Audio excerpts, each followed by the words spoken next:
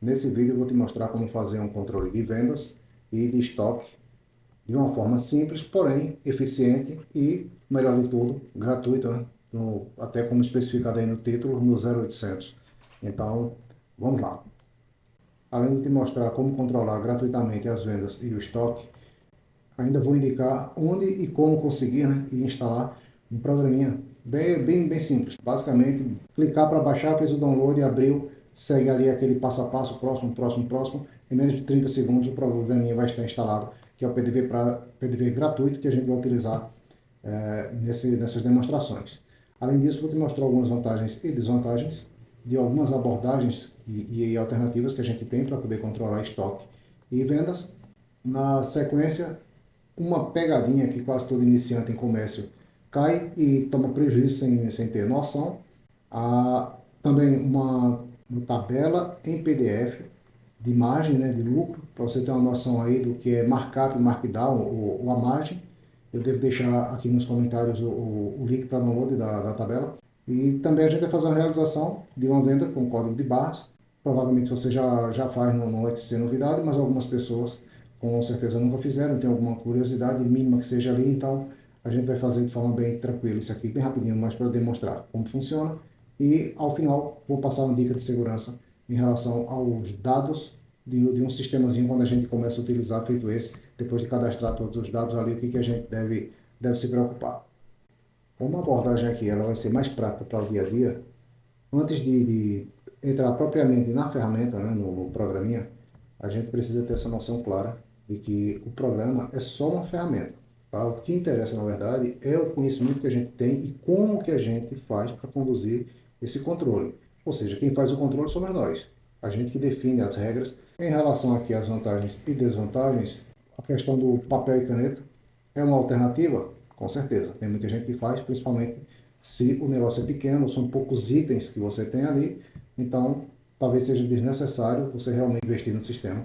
Tá? Então aqui a nossa ideia vai se focar em conhecimento útil para que você tenha condições de julgar o que é melhor para você, porque não adianta definir aqui uma regra clara que o programa é melhor, ou é melhor uma planilha, é melhor papel e caneta, etc. Não. Aí eu vou passar o conceito geral da gestão, tanto além do papel e caneta, com um programa, com um aplicativo, também é possível, e com web ou site de internet, né? Seriam os sistemas web. Então vamos lá. Vantagem e desvantagem. Papel e caneta. Praticidade sempre à disposição. Ou seja, você não vai ficar dependente de tecnologia, de suporte, dependendo de internet, enfim, até a falta de energia elétrica mesmo, né? Não, você não depende disso. Você consegue ter um controle muito maior. Agora, desvantagem. Começa a ficar repetitivo aquele processo, chance de erro muito maior.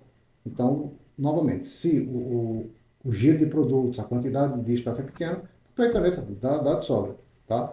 Porque se isso resolve para você, não adianta se você colocar de repente um sistema, às vezes vai investir, talvez atrapalhe mais do que ajuda. Já no segundo momento, se você tem uma quantidade um pouco maior, que aí já está começando a ficar meio bagunçado para fazer ali, até numa agenda mesmo, está difícil de ter esse controle, uma planilha seria o ideal, tá? Para esse segundo momento. Mas qual o problema da planilha? Com o tempo também você começa a ter muitas abas, muita informação e não fica muito fácil de você fazer a gestão ao longo do tempo para conseguir até fazer algumas análises, mas com certeza é muito mais prático e traz muito mais informações do que papel e caneta. Já seria, digamos assim, um segundo nível. A planilha não resolvendo ou não se mostrando tão efetiva, você vai ter basicamente três alternativas aí para suprir o que a planilha não faz. Você vai ter um programa executável, como esse que a gente vai utilizar aqui na sequência. Pode usar um aplicativo de smartphone, né? Por isso ali o app, e um site web. Vantagem do programa. Geralmente é offline, você não depende de internet. Você vai contar com toda a estrutura do seu computador, a nível de processamento e etc., para poder armazenar informações. E você, com isso, você tem um controle relativamente maior. Já no aplicativo para celular, funciona, tá? Funciona se você tem uma quantidade também de dados relativamente pequena. E qual a vantagem? Né? Geralmente, os aplicativos eles não salvam as informações no próprio aparelho. Mas aí você vai depender da internet, né? Que seja 3G, 4G, enfim. Não tem o mesmo poder de processamento que tem numa máquina comum, né? Um computador ou um notebook. mas funciona, dependendo da quantidade de dados que você tem, se tiver alguém para alimentar, é uma ótima alternativa, uma praticidade muito grande e às vezes você não tem nem computador, né? E aí um aplicativo é suficiente. Existem aplicativos que vão funcionar offline e tem alguns que só funcionam online. Então aí você vai verificar se te atende. Lembrando que geralmente se ele for offline, existe o risco dele ficar no aparelho, o aparelho dá defeito e você perder. E smartphone, além do risco, infelizmente, da gente ser furtado ou algo do tipo, né? O aparelho pode quebrar, enfim, e tudo que você tem ali vai para o espaço.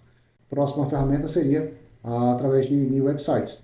Existem soluções interessantes e aí você precisa julgar também, porque por ser web, obviamente você vai precisar de internet, tá? Então, se na realidade do seu negócio a internet não é um problema, se você ficar sem internet, perder o contato, fazer a anotação à parte e passa para lá, também é interessante, tá? Não deixa de ser, mas novamente aqui eu não tenho como dizer o que é o ideal para você ou uma regra clara para todo mundo, porque não funciona, tá? Cada um tem sua particularidade, existe aí, digamos assim, o nível do negócio que a gente tem e até o nível de maturidade das pessoas que estão ali alimentando o sistema, tá? Então aqui a gente precisa ver vantagens e desvantagens, mas basicamente papel e caneta seria o que sempre vai funcionar, independente de tecnologia.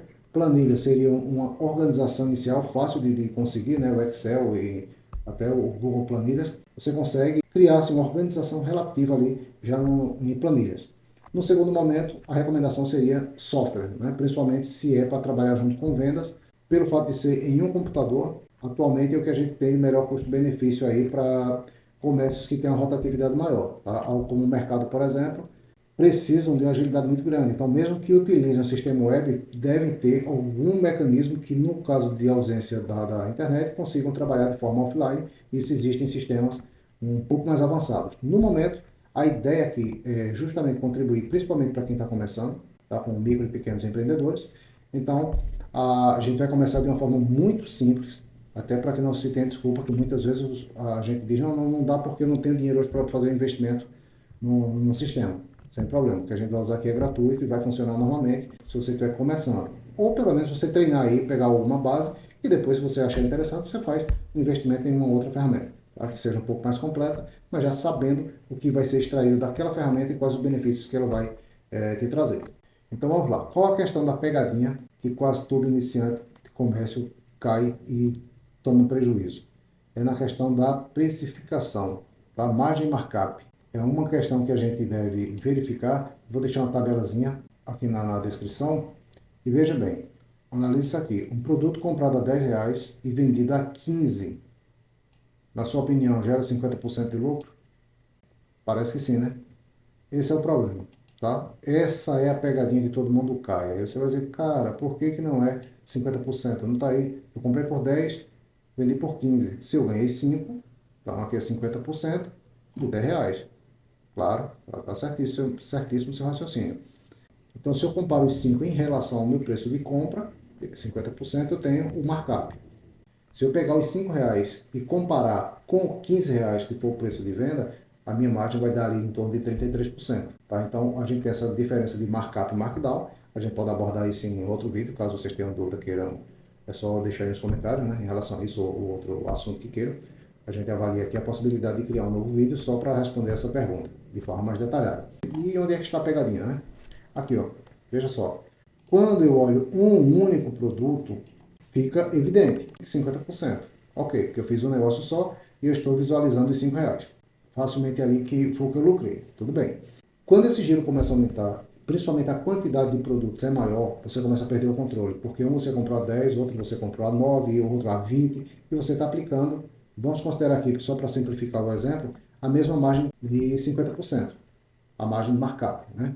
Então você está aplicando 50% em todos os produtos que você compra para você fazer a venda. Onde é que está o erro? No final do dia você tem um apurado de R$ 1.000. Observe bem, você tem um apurado de R$ 1.000. Você não sabe quantos produtos você vendeu, tá? Porque no dia a dia você não vai contar um por um.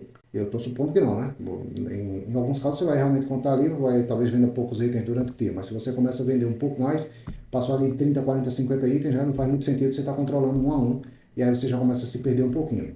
Para isso que um sistema realmente se torna bem útil. Se eu pegar R$ 1.000, considerando essa mesma abordagem, e tirar 50%, eu vou tirar 500. certo? Digamos, imagine que a gente vai pegar e vai gastar o dinheiro. A gente sabe que é lucro, vai usar para fins próprios. No primeiro caso, tudo bem, eu posso tirar R$ 5. Mas se eu apurei R$ 1.000 e tentar tirar os 50% que eu apliquei de markup, eu vou consumir meu estoque, meu caixa, e eu vou quebrar minha empresa com o passar do tempo. E vou ter aquela sensação de que estou sendo roubado porque o caixa não fecha. Por que não fecha? Porque eu estou tirando uma margem muito maior do que aquela que eu coloquei. Aí você vai dizer, não, mas eu não estou colocando 50%, sim. Mas entenda bem, se eu tenho R$ 1.000 e tirar 50%, eu vou rachar meio a meio, certo? Eu vou ficar com R$ 500. Esses R$ 500 com 50% só dá 750.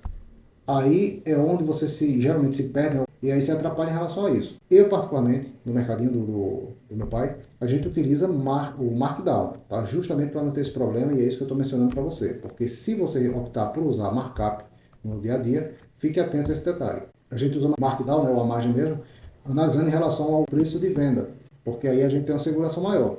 Então eu sei que se nesse exemplo claro que eu dei aí para vocês de R$ 1.000, tudo a 50% de markup, ou seja, todos os produtos eu aplico 50% no custo. Isso vai me dar um markdown de 33%, uma margem de 33%. Então, nesse exemplo que eu dei para vocês, de uma forma bem realista, o que acontece? Eu vendi R$ 1.000, não sei quantos itens foram vendidos, mas eu sei que eu apliquei 50% no preço de compra. Então, se no final do expediente meu apurado foi 1.000, eu consigo com precisão dizer que o meu lucro foi R$ 333. Por quê? Porque eu sei que a minha margem, o markdown, foi de 33% e não de 50%. Então, no exemplo que eu dei, esses 17% é que faz total diferença e faz com que você tome prejuízo, porque dá uma falsa sensação de que você está ganhando toda a margem o markup, né, que você aplicou lá no preço de custo.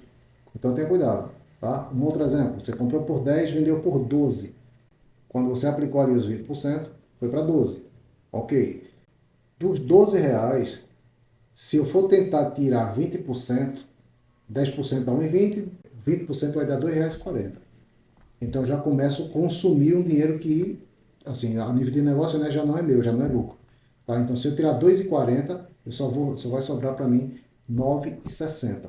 Ou seja, o produto que foi comprado por 10, eu não vou conseguir comprá-lo de novo, porque eu gastei mais do que foi meu lucro.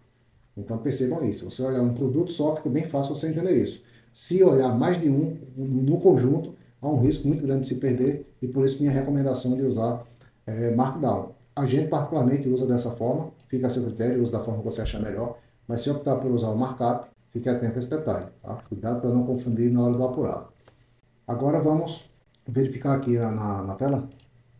Pronto. Essa telinha é do programa PDV gratuito, tá? Que eu vou passar o link para vocês. É bem tranquilo, tá? Basicamente abrir o programa, já está lá, funcional. Só tem dois botões lá praticamente, que é o de cadastro de produtos. Você chega nessa tela aqui. Eu não quis fazer o passo a passo para o vídeo não ficar tão extenso, mas caso vocês queiram também é só avisar aí que eu faço um review específico só do programinha. Tá? Então aqui basicamente a gente vai colocar o código, nome do produto, custo, o lucro, aqui ele vai dar uma sugestão, nesse caso aqui está sendo usado o markup, né? Ou seja, eu tenho R$ 1, coloquei 25, ele vai para 1,25, mas eu posso colocar 1,50, aí ele vai me dar os 50%, mas lembrando que isso aqui é de markup, né? Isso aqui não é meu lucro, que é de 50%. Então esse é o cuidado. E eu registro o estoque mínimo e estoque total. Aqui a gente já começa a ter algumas vantagens em relação à planilha, né? Começam a aparecer aqui, porque você já tem um local único de cadastro, você não tem uma infinidade de linhas, uma abaixo da outra, você tem que digitar com grande cuidado. Já existe uma automação bem maior, sei que algumas pessoas dominam muito bem aí planilhas, conseguem fazer vários cálculos, mas para uma coisa momentânea resolve, só que ao longo do tempo acaba atrapalhando um pouquinho, porque no caso da planilha, para você criar uma planilha de venda, já exige um conhecimento bem maior de automação para você conseguir integrar ali as coisas.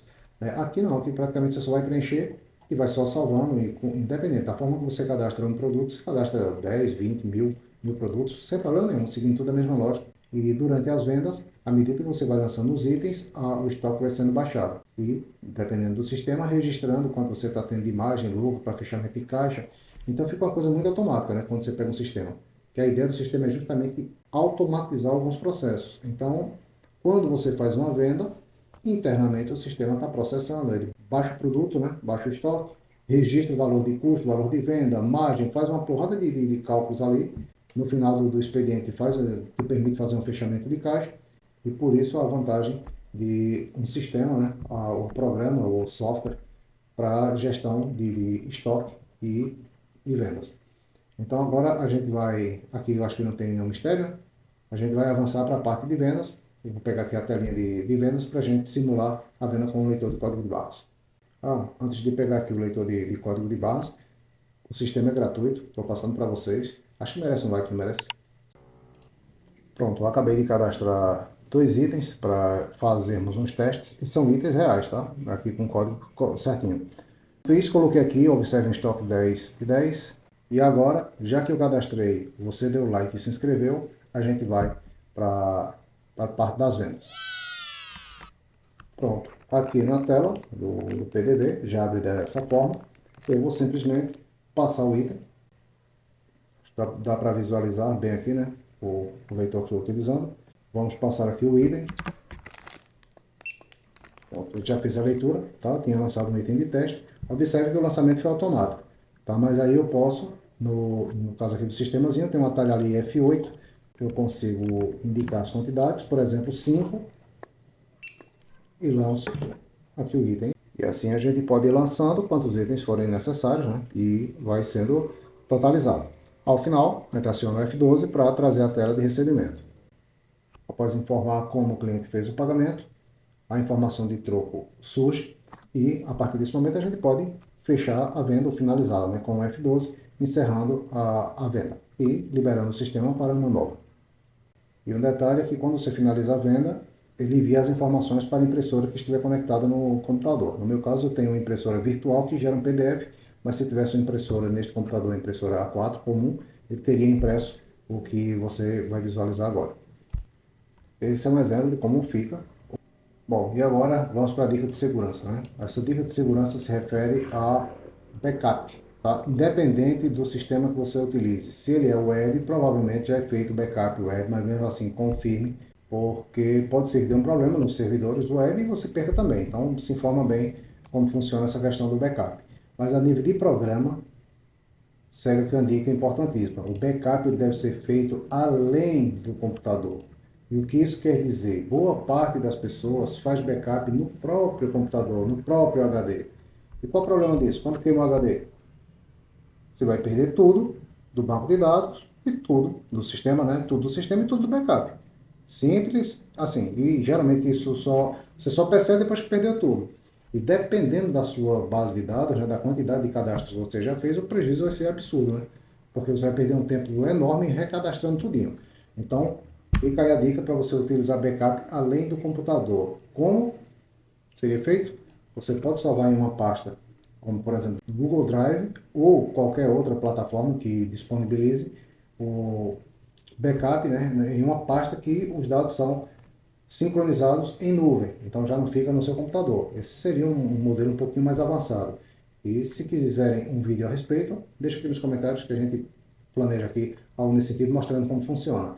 Mas de uma forma mais prática, um pendrive, ou melhor, 2. Se você quiser fazer algo mais efetivo, 2. Um pendrive para ficar a cada 15 dias, por exemplo, na máquina, depois de 15 dias você troca, né? Você guarda em um outro local. Isso para evitar que alguém de repente quebre, e numa hipótese das piores, né, principalmente se for um notebook, existe o risco de furto, por exemplo, no qual vai ser levado tudo e você vai perder também o pendrive. Então, se dependendo do nível de segurança que você queira, 2 pendrives são suficientes. Tá? Um pode ser suficiente, vai depender aí do que você considere como mais importante. Então, se esse vídeo deve ter te dado algumas informações úteis. Se você observar, não estou vendendo nada, não estou vendendo programa, inclusive esse programa foi eu que fiz, né? Está sendo disponibilizado gratuitamente, as informações estão sendo dadas gratuitamente, não estou cobrando absolutamente nada, mas peço, se possível, entre aspas, me paga com like, tá? Isso para você não custa nada, para mim faz uma diferença muito grande. Tá? Obrigado e até o próximo vídeo.